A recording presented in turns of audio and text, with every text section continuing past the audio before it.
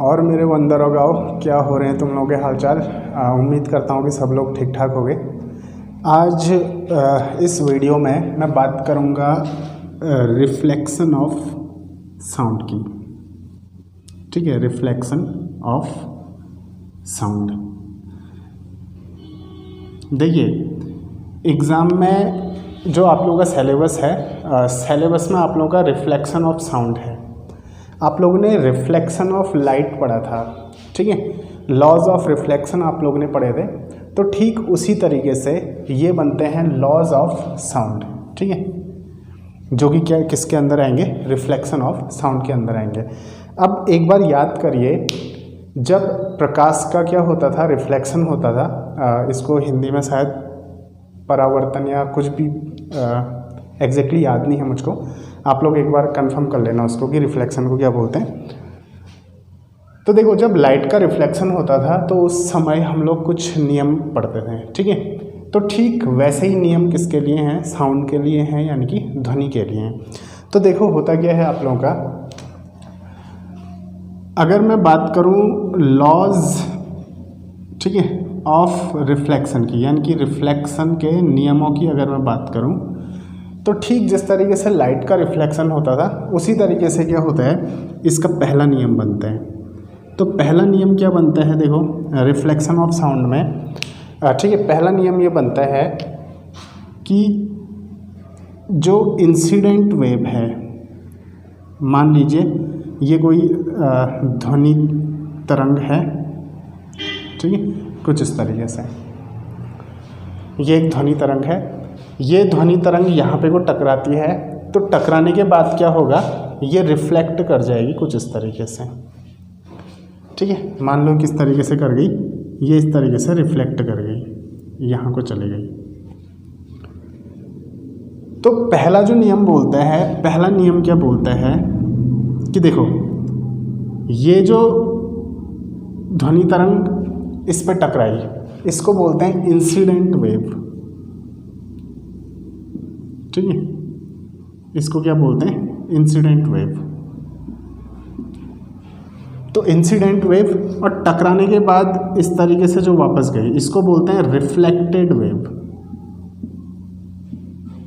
ठीक है, इसको क्या बोलेंगे, रिफ्लेक्टेड वेव।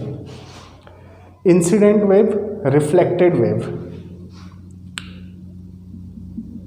और जिस पे ये टकराई, ठीक है, ये एंगल बनेगा एंगल ऑफ इंसिडेंस, ठीक, और ये एंगल बनेगा एंगल ऑफ रिफ्लेक्शन।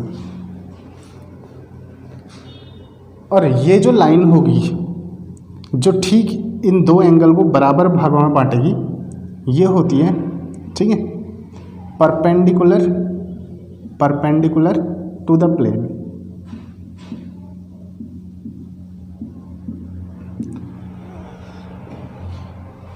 तो इसमें जो पहला नियम बनता है, पहला नियम क्या बनता है, देखो पहला नियम ये बोलता है कि इंसिडेंट वेव, रिफ्लेक्टेड वेव, ठीक है, और ये जो परपेंडिकुलर है, ये तीनों की तीनों क्या होंगी, एक ही प्लेन में होगी। किस में होगी, एक ही प्लेन में। प्लेन मतलब ये मत सोचना कि ये तीनों की तीनों हवाई जहाज में होगी, ठीक है, ये है प्लेन मतलब तल, ठीक। ये मान लो एक तल है, तो होगा क्या, यहाँ से एक वेव आई, टकराई, टकराने के बाद इधर को चले गई, और जो इस पे परपेंडिकुलर होगा वो इस तरीके से होगा, ठीक है। तो इंसिडेंट वेव, रिफ्लेक्टेड वेव और परपेंडिकुलर, ये तीनों क्या होगा, इस वाले तल में होगा, एक ही तल में होगा। तो ये क्या होता है आप लोगों का पहला नियम होता है।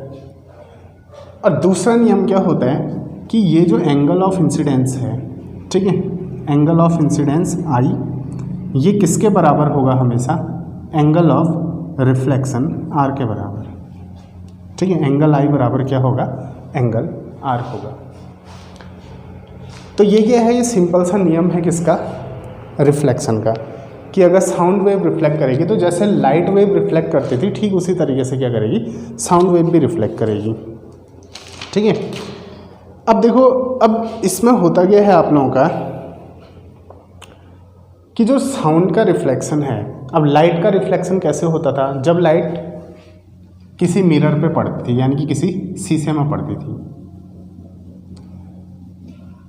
शीशे में पड़ती थी, पानी में पड़ती थी, मतलब कोई भी ऐसा मीडियम जिससे लाइट क्या कर सके, रिफ्लेक्ट कर सके। तो लाइट का क्या होता है, रिफ्लेक्शन। लेकिन जो साउंड है, साउंड का रिफ्लेक्शन क्या होता है आप लोगों का, ठीक है, ये कहीं से भी हो जाता है, दीवार में टकरा के वापस आ रही है। मैं अभी बोल रहा हूँ तो हल्की सी आवाज़ गूंज रही है, आप लोगों को लग रहा होगा कि हल्की सी आवाज़ गूंज रही है, क्यों? क्योंकि दीवारों में टकरा के आवाज़ वापस आ रही है। खाली कमरा है, दीवारों में टकरा के आवाज़ वापस आएगी, तो ये क्या होता है, रिफ्लेक्शन होता है। अब ये जो रिफ्लेक्शन होता है कि खाली कमरे में अगर मैं बोल रहा हूँ तो आवाज़ जो गूंज रही है, इसी को क्या बोला जाता है, इसको बोला जाता है इको बोला जाता है, ECHO, इसको क्या बोलते हैं, इको बोलते हैं, ठीक। इको पे मैं एक पूरा का पूरा वीडियो बनाऊंगा, क्योंकि इसको समझेंगे इको होता क्या है, इको हो गया, पिच हो गया, ये सारी चीज़ों को हमने समझना है, ठीक है। अब देखो इसका इस्तेमाल कहाँ पे को किया जाता है, ये जो रिफ्लेक्शन का नियम है, इनका इस्तेमाल कहाँ पे को होता है, एग्जाम में ये क्वेश्चन पूछे जा सकते हैं, ठीक। तो लॉज ऑफ रिफ्लेक्शन का जो इस्तेमाल होता है, तो जैसे सबसे पहले कुछ एग्जाम्पल अगर आप देखोगे तो आप लोगों को एक एग्जाम्पल मिल जाएगा, मेगाफोन। मेगाफोन क्या होता है, मेगाफोन आप लोगों ने देखा होगा। मेगाफोन जैसे आप लोगों ने कभी मूवीज़ वगैरह में देखा होगा कि पुलिस फोर्स जब किसी आतंकवादी को पकड़ने जाती है तो नीचे से अनाउंसमेंट करती है कि तुमको चारों तरफ से घेर लिया गया है, अपने आप को पुलिस के हवाले कर दो। तो किससे अनाउंसमेंट करती है, उनके पास एक माइक टाइप का होता है, कुछ इस तरीके का, ठीक है, कुछ इस तरीके का एक माइक टाइप का होता है।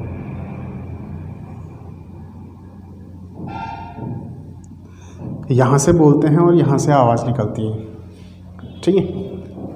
तो यही होता है मेगाफोन। तो देखो जो मेगाफोन है, मेगाफोन में दरअसल क्या होता है, एग्ज़ाम में जो क्वेश्चन आएगा, क्वेश्चन कैसे आएगा उस चीज़ को समझना, ठीक है। एग्ज़ाम में क्वेश्चन आएगा कि मेगाफोन निम्न में से, ठीक है, किस प्रक्रिया का इस्तेमाल करता है, और आप लोगों को 4 ऑप्शन दे दिए जाएंगे।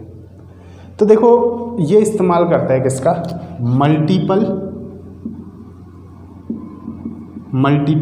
रिफ्लेक्शन का, ठीक है। इसमें किस चीज़ का इस्तेमाल होता है, इसमें इस्तेमाल होता है मल्टीपल रिफ्लेक्शन का। अब मल्टीपल रिफ्लेक्शन में होता क्या है, देखो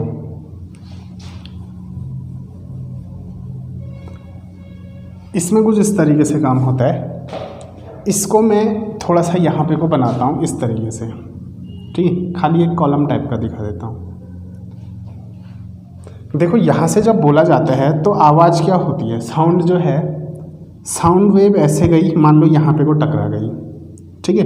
टकराने के बाद उसका रिफ्लेक्शन हुआ, यहाँ टकरा गई, फिर रिफ्लेक्शन हुआ, यहाँ टकरा गई, फिर रिफ्लेक्शन हुआ, यहाँ टकरा गई, और रिफ्लेक्शन होने के बाद ये कुछ इस तरीके से साउंड आगे को निकल गई। दूसरी साउंड वेव यहाँ टकराई, यहाँ टकराई, यहाँ टकराई, यहाँ टकराई, इस तरीके से आगे को निकल गई। कोई साउंड वेव एकदम डायरेक्ट आगे को निकल रही होगी। तो इसके अंदर क्या हो रहा है ना, ये जो साउंड है, जो ध्वनि है, ये टकरा टकरा के बाहर आ रही है, और टकराते वक्त क्या होगा, उसका रिफ्लेक्शन होगा।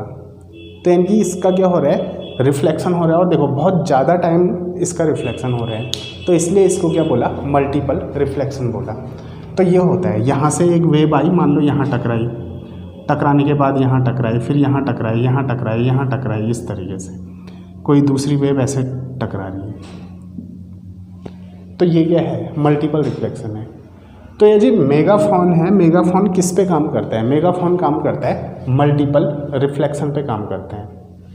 जैसे एग्जाम में आप लोगों से प्रश्न पूछ लिया कि मेगाफोन किस फिनोमिना में काम करते हैं, ऑप्शन ए दे दिया मल्टीपल रिफ्लेक्शन, ऑप्शन बी दे दिया आप लोगों को डिफ्रैक्शन, ठीक है, ऑप्शन सी दे दिया इंटरफेरेंस।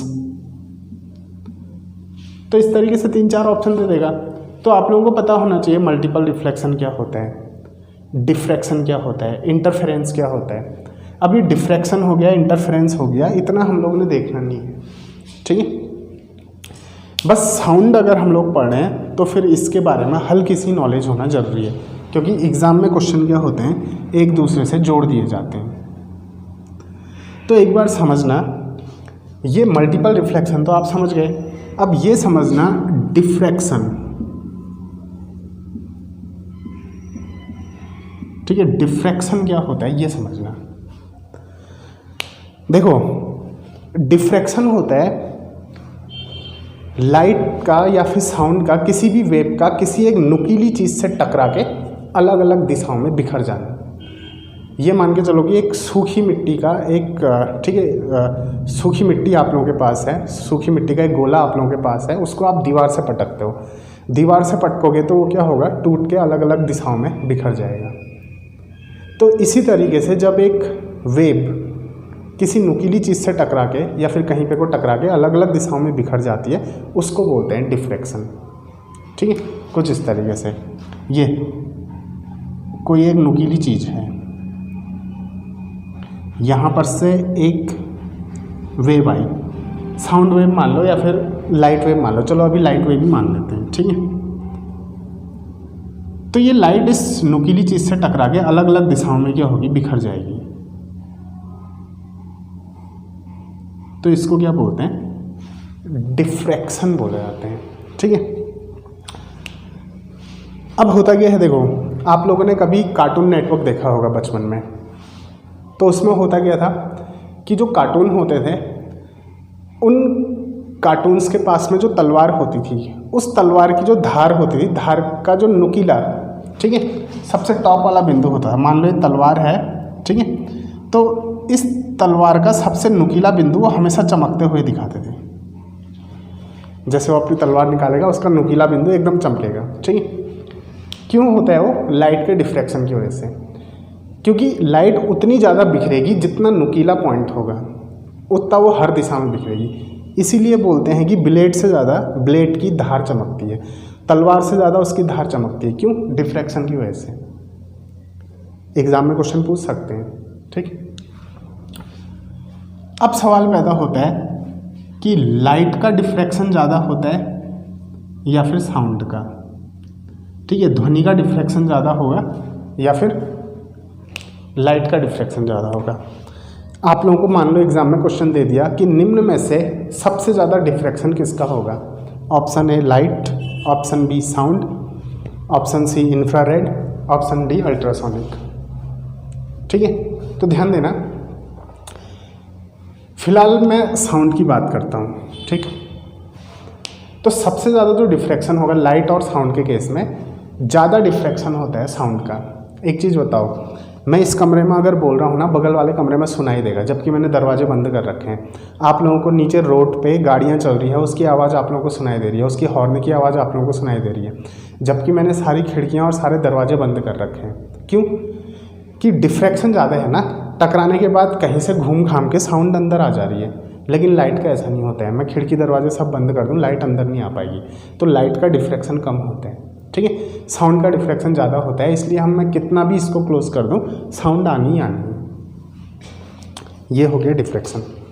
उसके बाद होता है इंटरफेरेंस। हल्का सा आइडिया ले लो इंटरफेरेंस का, ठीक है। इंटरफेरेंस क्या होता है उस चीज़ को समझना। देखो,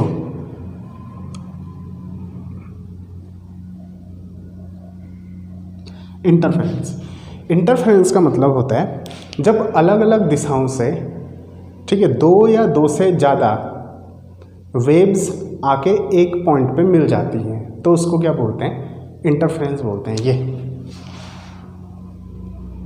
मान लो एक वेव यहाँ से आई, ठीक है, इस तरीके से यहाँ पे को टकराई, दूसरी वेव यहाँ से आई इस तरीके से, यहाँ पे को टकराई, तीसरी वेव यहाँ से आई इस तरीके से, यहाँ पे को टकराई। तो ये क्या हुआ, अलग अलग बिंदु से, अलग अलग जगह से वेव आगे एक पॉइंट पे मिल गई, तो जहाँ पे को सारी वेव मिल जाएगी वहाँ एक नई वेव बन जाएगी, तो इसको क्या बोलते हैं, इंटरफेरेंस बोलते हैं, ठीक। अगर मान लो इस कमरे में एक तो मैं फिजिक्स पढ़ा रहा हूँ, यहीं पे को मेरे बगल में कोई केमिस्ट्री पढ़ाएगा, मेरे बगल में कोई मैथ्स पढ़ाने लग जाता है, कोई हिस्ट्री पढ़ा रहा है, 8-9 लोग हम एक साथ पढ़ाएंगे और एक साथ बोलेंगे, तो आपको कुछ समझ में आएगा? कुछ समझ में नहीं आएगा। सबकी आवाज़ मिक्स हो गई और एक नई आवाज़ बन गई। नई आवाज़ जो होगी खाली बजिंग साउंड की, हल्ला जिसको बोला जाता है, ठीक है। इसका एग्जाम्पल समझ सकते हो, डिफ्रैक्शन ये मानो कि जैसे एक नल है, नल खोला आपने तो पानी ज़मीन पे टकराएगा, ज़मीन पे टकराने के बाद अलग अलग दिशाओं में बिखर जाएगा, ये क्या है? डिफ्रैक्शन है।